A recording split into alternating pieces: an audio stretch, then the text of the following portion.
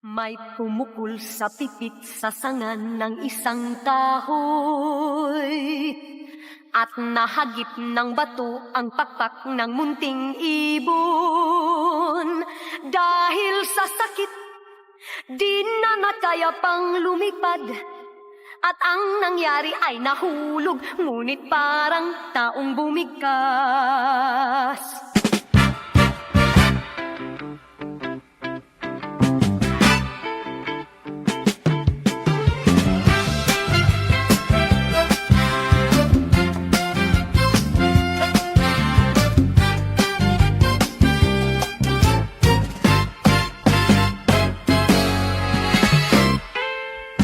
May pumukol sa pipit. Ang salitang aming panghihilayan ay ang salitang pagiging di makasarili.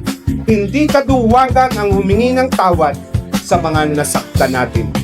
Sa ganito pong pagkakataon, masasabi nating mabunga, mapayapa, masaya ang buhay natin.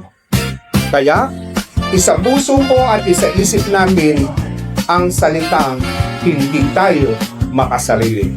Maraming salamat.